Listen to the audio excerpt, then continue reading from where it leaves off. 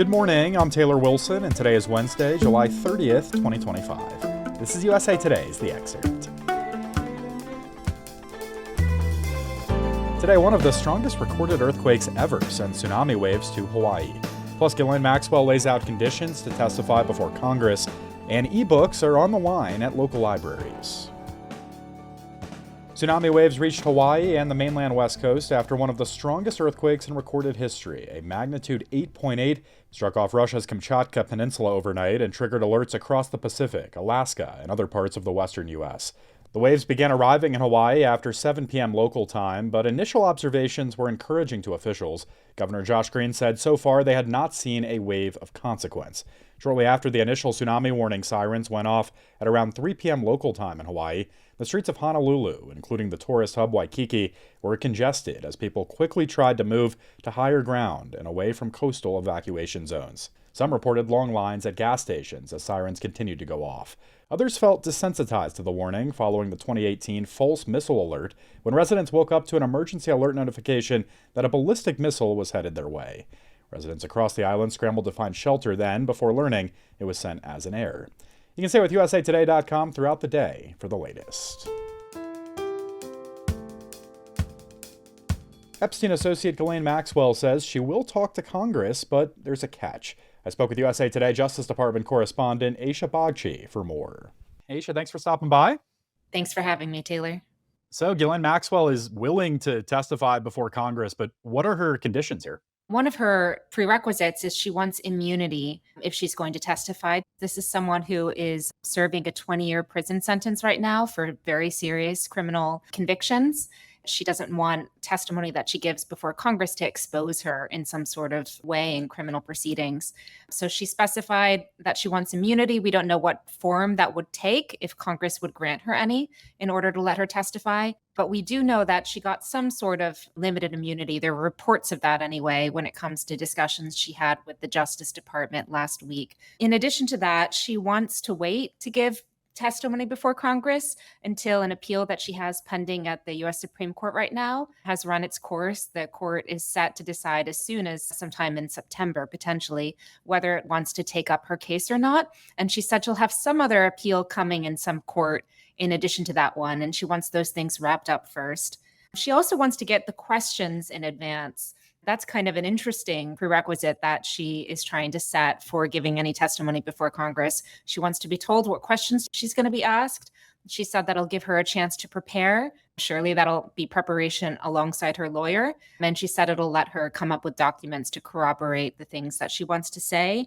Those are the rules that she's setting in place, she says, when it comes to this testimony. But she also said she would love clemency from President Donald Trump. He can pardon her fully. He can commute her sentence. She said she'd be willing and eager to testify if she got that. That's no surprise. But she didn't set that as a rule in order to testify before Congress. Okay, and Aisha, what does Congress really hope to get out of such testimony? The congressman, Chairman James Comer, he's the one who issued this subpoena. He heads one of the committees in Congress, an oversight committee.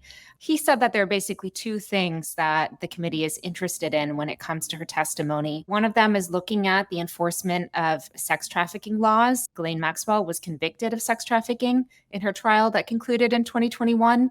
The person that she was basically convicted of being a co-conspirator with was Jeffrey Epstein. And the second thing is he said that he wants to look at plea agreements when it comes to cases like this. That's probably a reference to the really sweetheart plea deal that Jeffrey Epstein got in 2008. He was able to plead guilty to 2 Florida state prostitution offenses, one involving minors. And under that plea deal, he was told by Florida federal prosecutors and state prosecutors that would clear this case for him. He had an 18-month sentence. He didn't have to serve that full time. And for much of the time, he was able to be let out for several hours of the day in a work release program. So the congressman said that the committee wants to look at that kind of plea deal. And that's actually a basis for Ghislaine Maxwell's appeal right now. She's arguing to the Supreme Court that federal prosecutors in New York shouldn't have been able to charge her or prosecute her in her own case because a provision of that plea deal not only protected Jeffrey Epstein,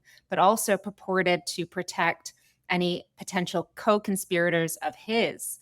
So far, Ghislaine Maxwell has lost in her argument that that meant she couldn't have been prosecuted. Some courts have said that New York federal prosecutors were still free to go after her, but that's something that the committee in Congress seems to want to look at. Wow, interesting. Well, Maxwell spoke with Justice Department officials last week. What do we know, if anything, about those conversations? We don't know much. Most of what we've heard has come from Ghislaine Maxwell's lawyer, not from the government itself. He said that Ghislaine Maxwell answered lots of questions. This took place over 2 days, not just one day. So it seems to have been quite a lot of interviewing her. He said that she went over 100 people. We don't know what the content of that was. What does it mean for her to have referenced 100 people in relation to Jeffrey Epstein? But we have heard reports that she was given some sort of limited immunity in exchange for this sort of interview. And potentially the idea that Justice Department officials had in mind is to see if she can provide any investigative leads that would actually open up a line of investigation and potential criminal charges against anyone else associated with Jeffrey Epstein. When the Justice Department chose not to release its Epstein files, it said in its announcement about that it didn't uncover anything in the files that would merit opening an investigation, a criminal investigation into someone else. So maybe this interview is an opportunity for the Justice Department to look at that again and see if it can open up an investigation into someone else and maybe satisfy kind of the public outrage that has boiled over, including from many of President Trump's own supporters about this case and questions that sort of linger about potential mysteries surrounding this case or whether the government really has tackled everyone it should tackle when it comes to its evidence surrounding sex trafficking and Jeffrey Epstein.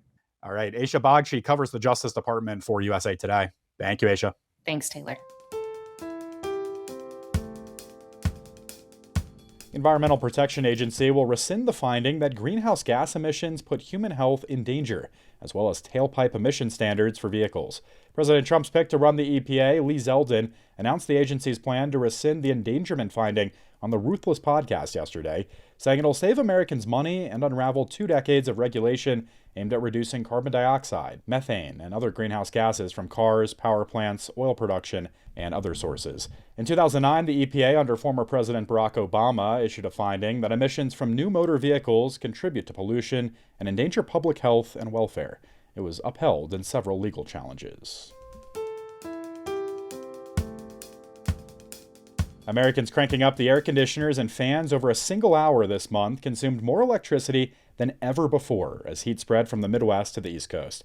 The Federal Energy Information Administration said that from 7 to 8 p.m. Eastern Time on Monday, Americans consumed more than 758,000 megawatt hours of electricity, a new national record.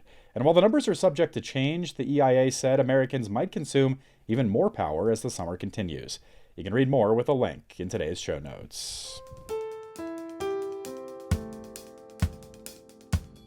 Ebooks and more are on the line as Congress considers the future of library funding.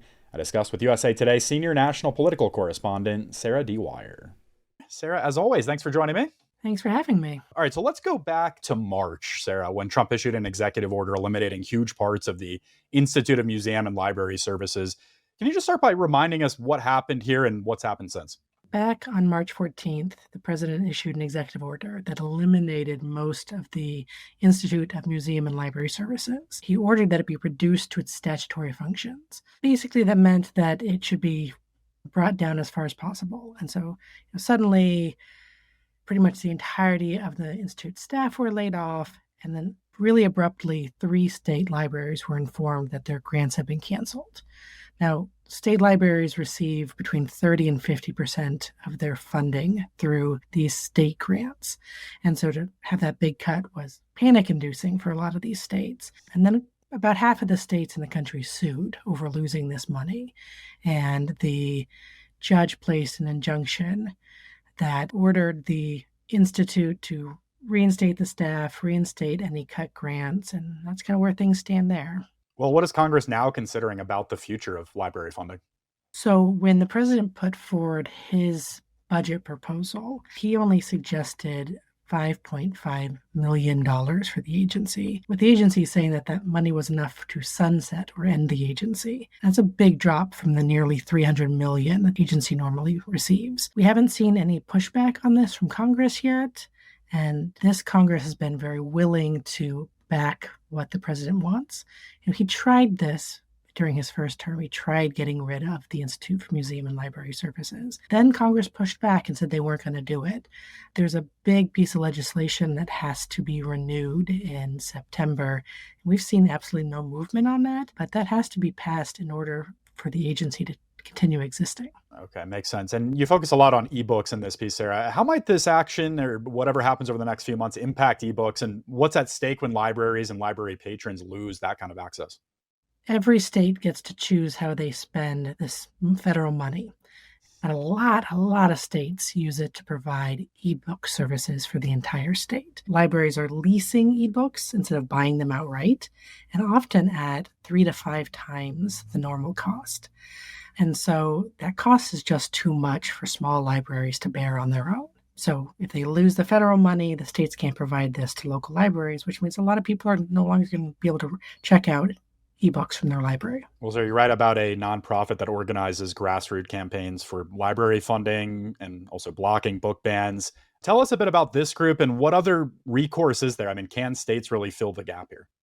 This organization called Every Library has had a petition drive going on, trying to convince both federal lawmakers and states to prevent the Trump administration from doing this.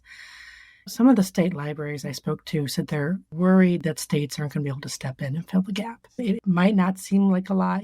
California is the biggest recipient of this money. They receive about $15 million a year. But to fill that gap is not something that they can just dig through the couch cushions and do. But it's also asking a lot for the state to find that money when the state is bringing in less revenue. But they're also having to take on new responsibilities that the federal government has handed down, including more responsibility for Medicaid and paying for a portion of SNAP for the first time. All right, well, going back even to March, I mean, I just want to get a sense on the kind of Trump administration perspective here, Republican congressional perspective. What is the argument on that side of the coin? Is this just a continued push for getting rid of government bloat?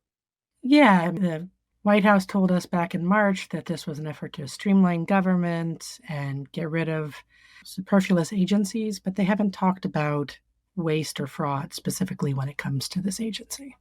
All right. And what's next going forward? You mentioned this September timeline in terms of how congressional leaders are going to tackle this. This is one of the appropriations bills that Congress has to pass before the end of the year. Congress will probably start taking a look at it when the House and Senate resume in September. All right. Sarah Dwire covers national politics for USA Today. I appreciate you stopping by, Sarah. Thanks for having me. New York City Mayor Eric Adams said preliminary investigations show the gunman in yesterday's Midtown Manhattan shooting may have intended to target the NFL, but took the wrong elevator. The suspect left behind a 3-page note claiming he had chronic CTE from playing football, police said. CTE is a brain condition experienced by people who have repeated blows to the head, often through contact sports like football. An NFL employee was reportedly injured in the shooting. We're also learning more about the victims who were killed in the violence. They include Blackstone investment firm employee Wesley LePatner, security officer Alain Etienne, police officer Didarul Islam, and Julia Hyman, an associate at Rudin Management. ICE agents or law enforcement working in that capacity have been recorded arresting people across the country in full masks without any identifying clothing or even telling people who they work for. What many studies going back to the civil unrest during the 1960s and 70s showed that when law enforcement engages in arbitrary or poorly targeted violence, that often creates more violence. In other words, if they attack a crowd indiscriminately, the crowd will become more violent. That was former FBI agent Mike German, now a fellow with the Brennan Center for Justice. My colleague Dana Taylor sat down with Mike for a conversation about the trend of mass ICE agents and what it means for democracy. You can hear that conversation right here today, beginning at 4 p.m. Eastern Time. Thanks for listening to The Excerpt. You can get the podcast wherever you get your pods, and if you're on a smart speaker, just ask for The Excerpt.